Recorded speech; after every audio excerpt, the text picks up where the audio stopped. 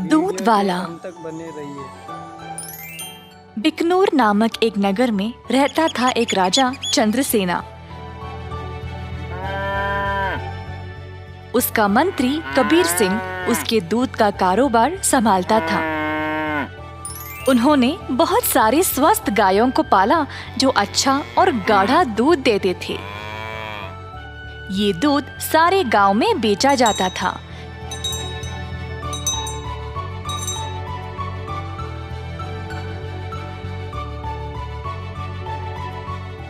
कबीर सिंह खुद सब कुछ संभालता था। कबीर सिंह की पीढ़ी भी महाराजा के लिए काम करते आ रहे थे और इस वजह से चंद्रसेना उसका बहुत आदर करते थे। कबीर सिंह ने भी राजा को कभी भी निराश नहीं किया। सारे गांव में उसका अच्छा नाम था। हर रोज कबीर सिंह खेत पर जाता था। उसने बहुत लोगों को काम पे रखा गायों की देखभाल के लिए, ताकि वे अच्छे से खाए और सेहतमंद रहे। गायों को घास चराने के लिए वह दिन में कम से कम 2 बार भेजता था।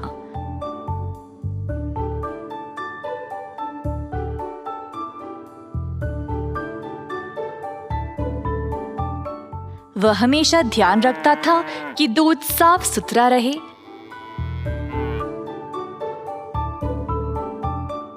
दूध निकालने के बाद वह 10 दूध वालों को देता था ताकि वह गांव में जाकर बेच दे।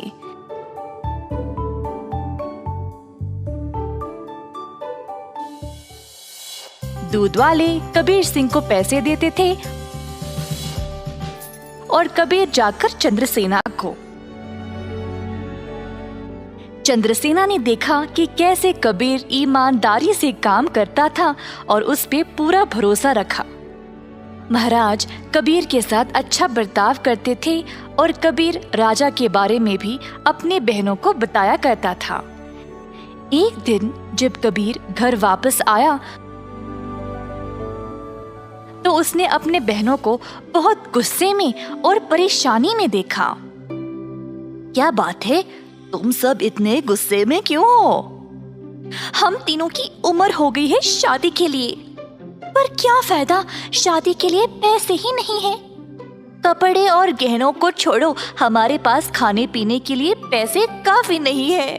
मैं तुम लोगों के लिए ही इतना मेहनत करता हूँ, अगर इससे भी खुश नहीं हो तो मेरी सारी मेहनत ही बेकार हो रही है। आप तो महाराजा के मंत्री हो ना, पर आप अपनी आमदनी किसी भी जरूरतमंद को दे देते हो। और आप दूध का कारोबार भी संभाल रहे हो ना अकेले, उसमें भी कोई मुनाफा नहीं मिल रहा है आपको। ऐसा क्यों? शायद हमारी कोई फिक्र नहीं है, इसीलिए। तीनों बहनें रोने लगी और कबीर को बहुत बुरा लगा। अब तुम सब मत रो, मुझे बर्दाश्त नहीं होता। अब बोलो मैं क्या करूं? मैं वही करूंगा। वैसे आपको ज्यादा कुछ करने की जरूरत नहीं, आप दूध का सारा कारोबार संभालते हो ना। अगर आप उसमें थोड़ा पानी मिलाकर बेचोगे तो आप ज्यादा बेच पाओगे। हाँ, और अधिक दूध से आप ज्यादा मुनाफा भी कमा सकते हो। पर ये तो धोखा हुआ, मैं राजा के साथ ऐसा नहीं कर सकता। कबीर सिंह ने ऐसा करने से मना कर दिया था, पर उसकी बहनों ने उसको भावुक करके जैसे तैसे उससे ये काम करवा ही दिया। कबीर सिंह अक्सर कमाए गए पैसे राजा को देता था और बाकी के पैसे अपनी बहनों को देने लगा। मुझे ऐसा करना नहीं पसंद, ये आखिरी बार है, इसके बाद मुझे ये सब करने के लिए नहीं बोलना। कबीर की बातें सुनकर बहनों ने उसको पैसे वापस किए और घर छोड़कर जाने का नाटक करने लगी। कबीर के पूछने पर तीनों ने धमकी दी कि वे घर छोड़कर चले जाएंगे। मजबूर होकर कबीर को उनकी बात माननी ही पड़ी। कमाए गए पैसे राजा को देकर अधिक पैसे अपनी बहनों को देने लगा। ये सिलसिला कई दिनों तक चलता रहा। कुछ ही समय में कबीर की बहनें नए नए साड़ियां और गहने खरीदने लगे और अच्छा खासा खाने भी लगे। उनकी जिंदगी ही बदल गई। घर पर बैठे बिना तीनों सच धज के बाहर घूमने लगे, सबके आगे दिखावा करने के लिए।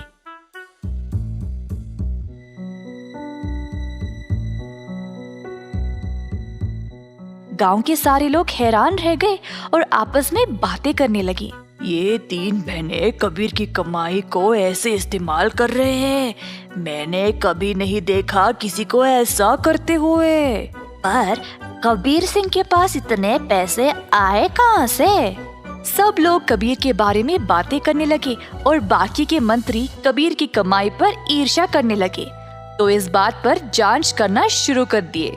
जल्द उनको सच पता चल गया कि वह दूध में पानी मिलाकर बेच रहा था। 70% राजा को देकर बाकी के 30% अपनी जेब में डाल रहा था। खेत के कारीगरों से मंत्रियों ने ये बात का पता लगाया। सारे मंत्री गए राजा के पास और उनको पूरा सच बता दिया।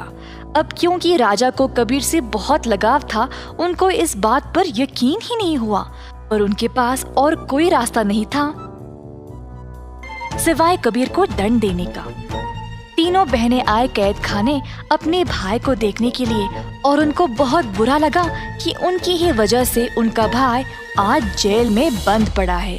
बहनों को अपनी गलती का एहसास हुआ और तीनों गए महाराजा के पास और उनको सब सच बताया कि असल में ये सब उन तीनों की ही गलती है और कबीर दोषी नहीं है। उन्होंने राजा से भीख मांगी कबीर को छोड़ने के लिए। जब राजा ने ये सब सुना तो उन्होंने तीनों बहनों को भी कबीर के साथ कैद खाने में ही डाल दिया और कहा, दंड केवल गलत करने वाले को ही नहीं, गलत सोचने वाले को और गलती में हिस्सा लेने वाले को भी मिलनी चाहिए।